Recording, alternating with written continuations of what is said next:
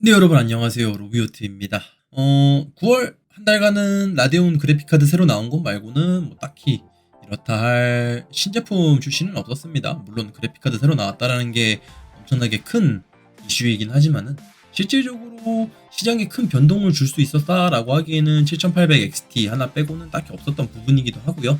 그에 따라서 4070이 가격이 좀 내려온 부분이 있긴 합니다만은 글쎄요, 아직까지는 조금 가격대가 있는 편이기는 합니다. 그렇기 때문에 7800XT 나쁘지 않다라고 해서 솔직히 이번 달 견적에는 이미 들어가져 있는 상황이고요. 그리고 다음 달이죠, 이제 10월 이제 영상이 올라갈 때는 인텔 14세대 관련해서 얘기가 많이 나올 텐데 해당 CPU 관련해서는 일단 출시가 되고 정보가 좀 더 수집이 된 이후에 따로 또 영상을 해서 월간 견적에 추가가 될 수 있도록 이렇게 하겠습니다. 그래서 이번 달은 그래픽 카드를 좀 더 세분화를 해서 여러분들께 소개를 해드릴 내용이고요. 영상이 좀 길진 않을 텐데 좀 복잡합니다. 견적이 좀 많기 때문에 하나하나 세세히 최대한 열심히 설명을 해드리도록 하겠습니다. 빠르게 넘겨보도록 할게요. 처음에 이제 저가 사무용입니다. AMD, 인텔 모두 다 똑같은 4코어 8스레드 기준으로 구성을 했고요. 가성비, 즉 가격이죠. 가격 자체를 보면은 AMD 쪽이 월등히 더 저렴한 부분이긴 합니다. 거의 10만원까지 차이가 나니까요. 그리고 인텔 같은 경우에는 지금 저가 사무용 가격 기준이면은 AMD 기준으로 5600G까지도 충분히 구성이 가능한 가격대입니다. 이 말이 즉슨 무엇이냐? 인텔 쪽으로 나는 꼭 해야겠다 하시는 분들은 인텔 특화가 된 뭐 CAD, 어도비 같은 거를 하셔야 된다.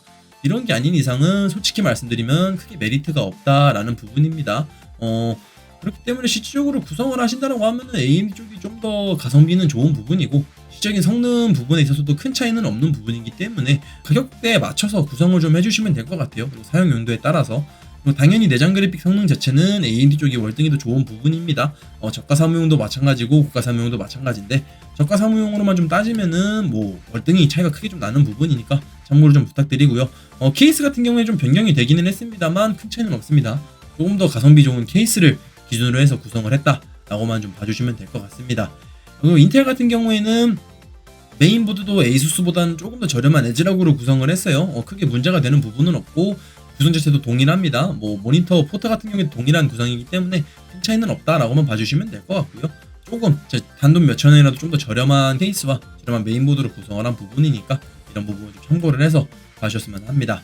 고가 사무용 같은 경우에도 AMD랑 인텔은 똑같습니다. 저가 사무용 기준에서 CPU만 바뀐 부분이고 라이젠 5600G, 인텔은 12400 이렇게 구성을 된 부분입니다. 12400 내장 그래픽이 있는 모델이고 사무용으로 사용하는 부분이기 때문에 굳이 B보드까지는 활용하실 필요는 없을 것입니다. 그렇기 때문에 H보드로 구성이 되었다는 점 참고를 부탁드리도록 하고요. 가성비 차이 많이 납니다. 10만원 넘게 차이 나는 부분이기도 하고요. 이게 인텔 CPU 같은 경우에는 가격이 좀 더 오른 부분이고 아마 14세대가 나오면은 12세대의 운명은 어떻게 될지 모르겠어요. 계속 리뉴얼로 나오는 CPU라서 과연 단종을 시킬지 아니면은 가격을 더 낮출지 이런 부분에 대해서는 14세대 논 K 제품들이 다 나온 이후, 출시가 다 된 이후에 조금 더 세세한 확인이 필요한 부분이다 라고 좀 말씀을 드릴 수 있을 것 같습니다. 가성비 FHD 게이밍이에요. 여기 같은 경우에는 역시나 마찬가지로 바뀐 부분은 없습니다. 큰 틀은 바뀌지 않았고 그래픽카드는 1660 슈퍼와 RX 6600 기준으로 했습니다. 제가 RX 6600을 추천드린 지 이제 한 3개월 됐는데 이슈 1도 없습니다.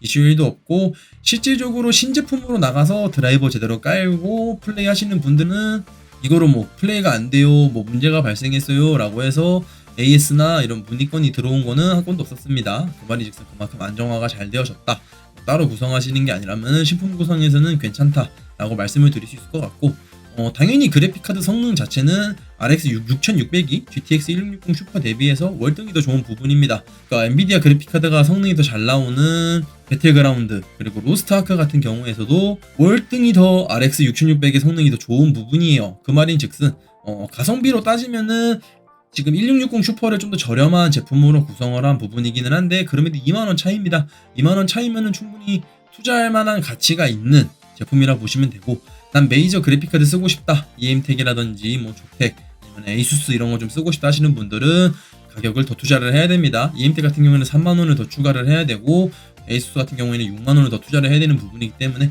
이미 가성비는 많이 떨어지는 부분입니다. 그러기에 저는 애당초에 이 라인업 자체에서 1660 슈퍼 추천을 드리지는 않고 있고요.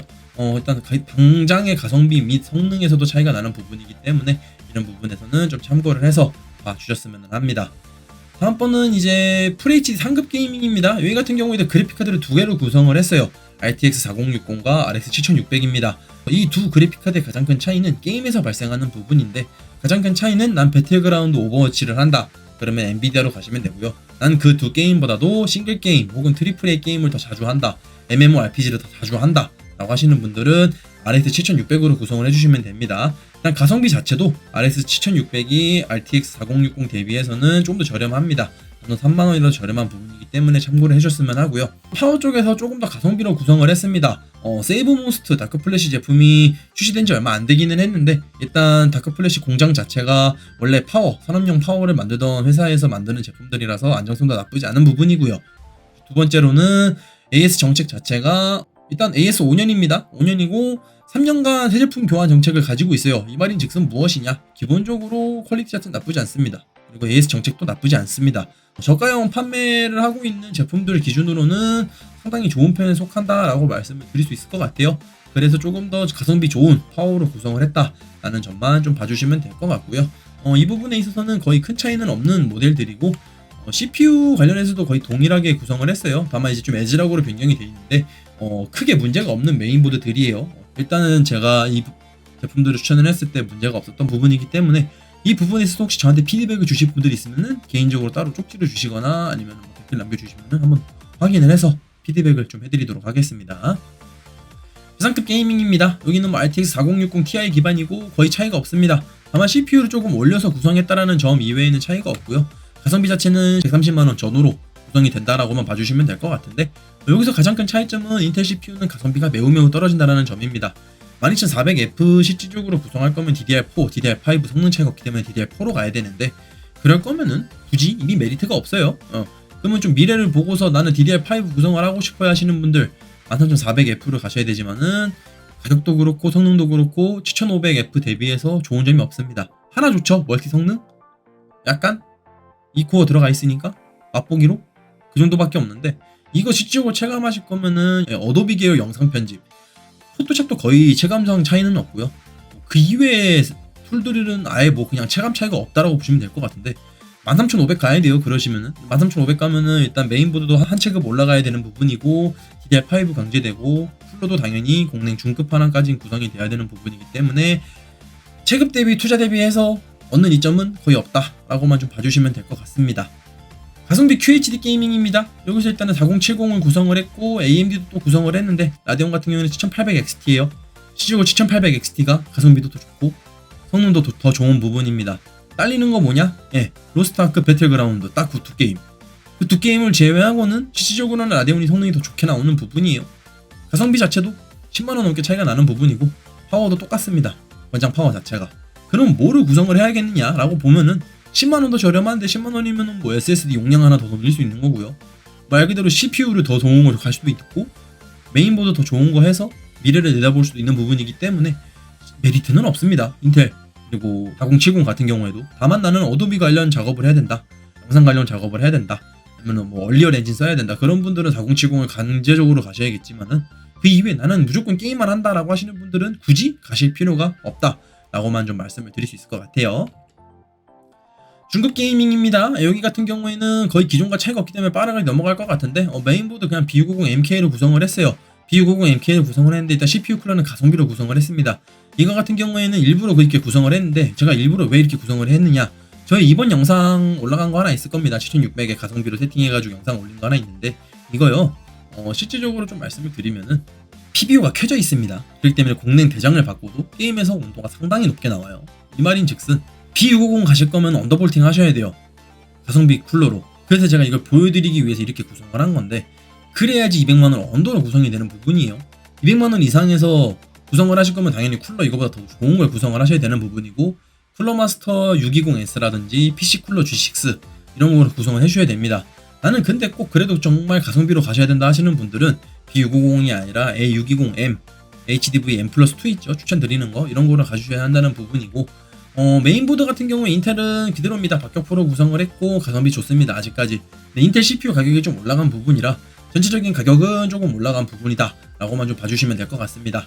그리고 두 모델 간 가격 차이가 한 20만원 나는데 그만큼의 성능 차이가 발생하는 부분이에요. 한 10% 정도 차이가 나는 부분이기 때문에 이 부분도 원하시는 가격대가 있다라고 하면은 200만원 이상까지 구성이 가능하다 하면은 인텔, 200만원 언더로 구성해야 한다라고 하시면은 4070 Ti 넣어서 AMD로 구성을 해주시면은 될 것 같습니다. 다음 상급 QHD 게이밍이에요. 여기 같은 경우에도 큰 차이는 없는 부분입니다. 다만 78X 3D와 이제 인텔 구성인데 여기도 가격 차이가 한 20만원 차이가 나죠. 그만큼 성능 차이가 나는 부분이고 난 프레임 방어에 좀 더 열중해서 구성을 해야 된다 하시는 분들은 라이젠으로 구성을 해주시면 될 것 같아요. 파워 같은 경우에는 이제 중급 게이밍이랑 QHD 상급 게이밍이랑 이게 좀 새로 보는 파워인데 이게 슈퍼플라워에서 AS 유통을 하고 있는 제품이고 그러니까 AS 정책이나 기간은 동일합니다. 근데 이제 유젠 이스컬이라는 제품이 CWT OEM이다 보니까 뭐 MSI라든지 뭐 i9주 제품들과 거의 동급이다라고 봐주시면 될 것 같고 가격은 월등히도 저렴합니다. 뭐 단점이라 해봐야 세미 모듈러라는 점, 다만 필요한 케이블들이 매립형으로 되어져 있는 부분이기 때문에 실질적으로 체감상 여러분들 구성하는 부분에 있어서 차이는 없다라고만 좀 봐주시면 될 것 같습니다. 최상급 게이밍 역시 큰 차이는 없는 부분이에요. 인텔 같은 경우에는 순행이 필요하기 때문에 순행으로 구성이 되어져 있고 AMD 같은 경우에는 게임용으로서는 공랭 대장으로 구성이 가능하기 때문에 이렇게 구성을 했습니다. 이렇게 구성을 한다면 실적으로 성능 차이가 없다라는 점, 가격 차이가 없다라는 점을 좀 말씀드리기 위해서 가격을 좀 맞춰놓은 부분인데 케이스는 DF5000이라는 제품인데 이게 DLX 21의 후속작이고 그리고 그래픽카드 하단부에 팬이 추가로 장착이 되어져 있는 모델이에요. 그 때문에 발열 제어에 조금 더 효과적이다. 이렇게만 봐주시면 될 것 같습니다. 그래도 400만원 이제 중반 언더에서 이렇게 구성이 가능하다라는 건 매우 고무적인 부분이기 때문에 4090도 이제 나쁜 가격대에서 구성이 되는 건 아니다 라고 좀 말씀을 드릴 수 있을 것 같아요. 4K라든지 이제 QHD 이런 거 난 무조건 풀옵션을 해야 된다 하시는 분들은 4080보다는 좀 더 투자를 해서 4090 끝판왕까지 구성을 해도 되는 점, 이렇게 가격 투자가 된다라고 하시는 분들은 이렇게 구성을 해줘도 된다라고 말씀을 드릴 수 있을 것 같습니다. 이번 10월달은 일단 이렇게 구성이 될 것 같고요. 작업용 견적 관련해서는 저한테 개인적인 쪽지 매우 많이 날라오고 있고 매우 일일이 하는 다 답변을 세세하게 해드리고 있어요. 그렇기 때문에 저한테 궁금하신 점 있으면 개인 쪽지 날려주시면은 정말 하나하나 팩트 체크해서 가격대 맞춰서 여러분들께 딱 맞는 견적 드리고 있으니까요. 저한테 개인적으로 쪽지나 연락을 주시면은 답변을 해드릴 수 있도록 하겠습니다. 여러분 즐거운 한가위 되셨길 바라면서 이번 10월달 월간 견적은 여기서 마치도록 하겠습니다. 아디오스.